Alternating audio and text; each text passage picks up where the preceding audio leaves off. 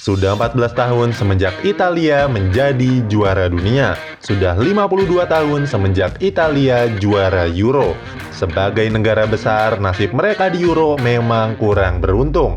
Dalam 3 dekade terakhir, prestasi terbaik mereka hanyalah melaju ke partai final di tahun 2012 dan 2000.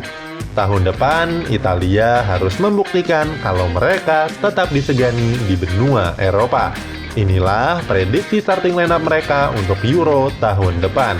Beri penilaian apakah mereka layak menjadi raja di Eropa.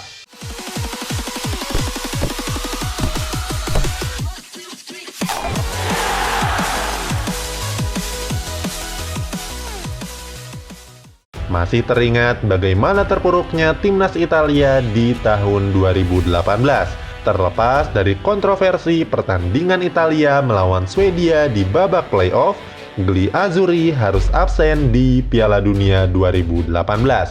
Untuk Euro, penampilan Italia juga sama buruknya. Dalam 2 dekade terakhir, mereka 2 kali tertahan di babak perempat final dan 1 kali tertahan di babak grup.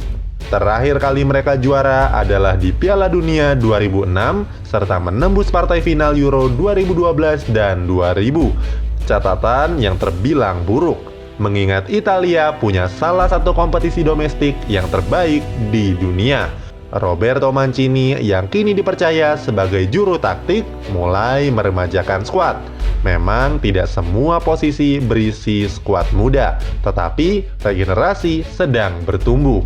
Italia tidak ingin mengulang kesalahan dalam beberapa tahun terakhir. Inilah prediksi starting lineup timnas Italia untuk Euro tahun depan. Kiper dan lini belakang. Gianluigi Donnarumma diprediksi mengawal gawang timnas Italia. Dia adalah suksesor bagi Gianluigi Buffon yang sudah menjadi kiper Italia sejak 1997. Saat Buffon pertama kali menjaga gawang negaranya, Donnarumma bahkan belum lahir. Donnarumma memang pemain yang meroket sejak usia muda. Kiper AC Milan ini memulai debut timnasnya di usia dini, yaitu 16 tahun. Bahkan lebih muda dari Buffon yang debut timnasnya di usia ke-19. Statistik kiper berpostur 196 cm itu memang luar biasa. Di usia 20, Donnarumma sudah masuk ke dalam 10 kiper dengan penampilan terbanyak sepanjang sejarah AC Milan.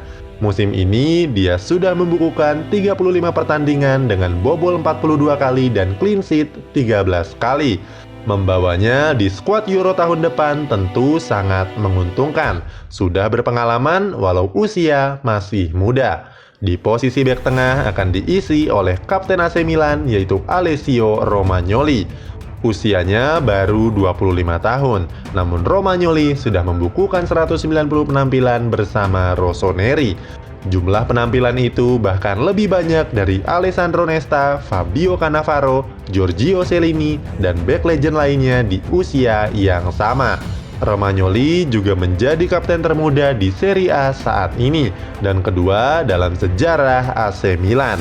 Dia hanya kalah muda dari Franco Baresi yang mengenakan ban kapten di usia 22 tahun.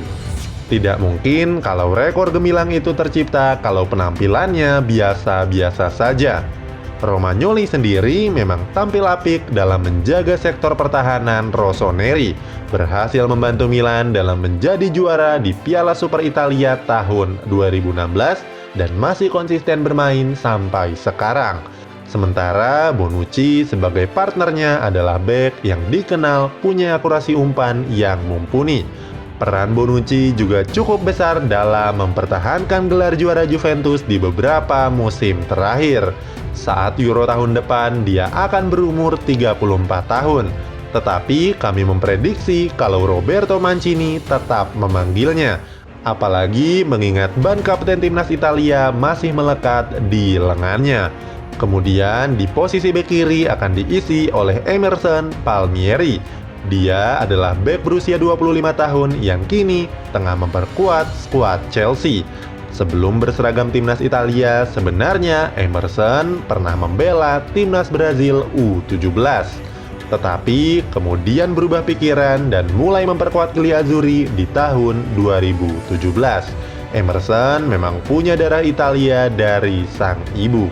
Musim ini penampilannya tidak terlalu memuaskan.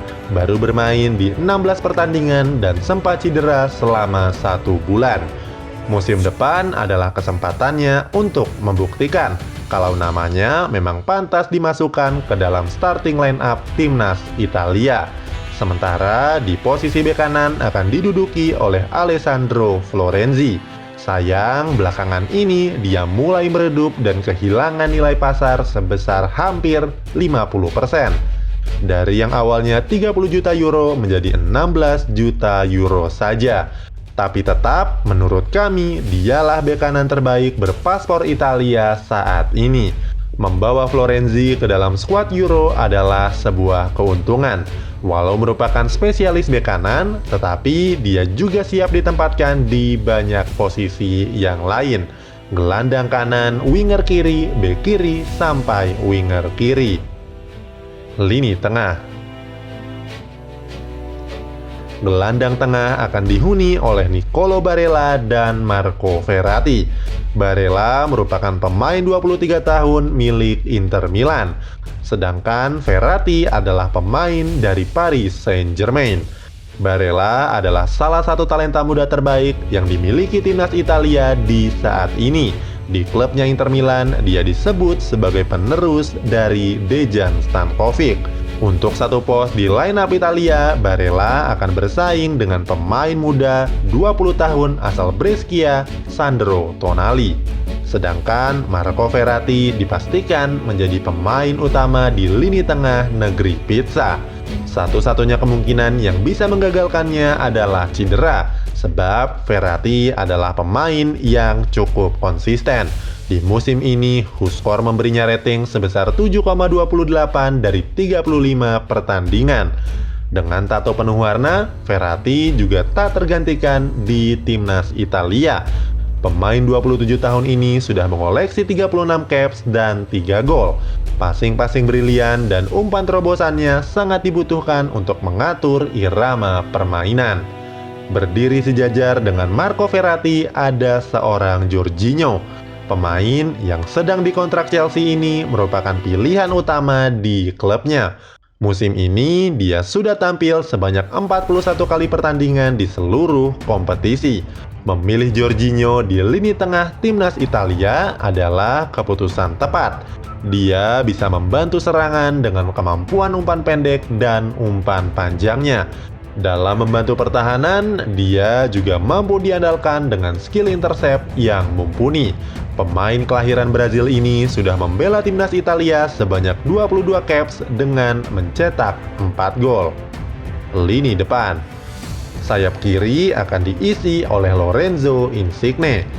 Jangan remehkan tubuh pendeknya, karena dia merupakan pemain gacor yang menjadi andalan Napoli dan timnas Italia.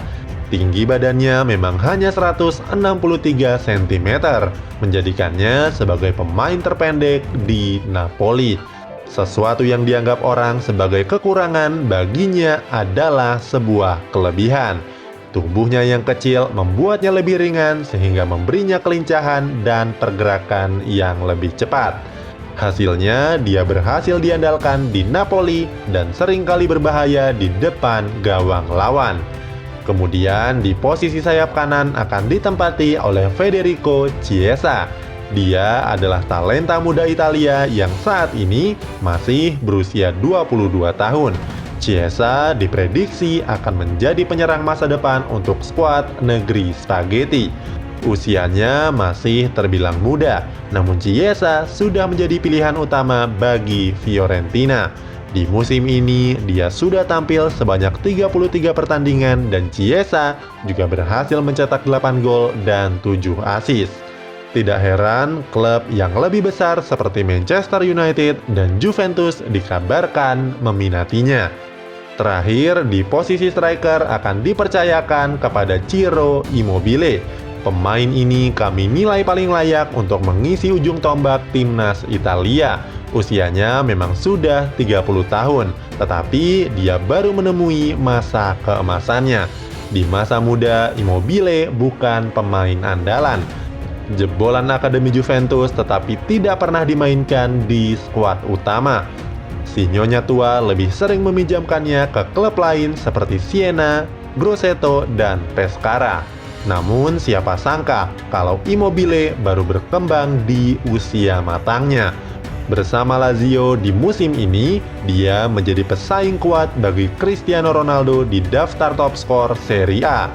Perolehan gol mereka bahkan sama-sama 30 gol.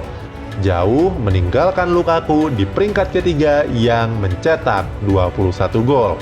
Itulah prediksi starting line up timnas Italia di Euro tahun depan.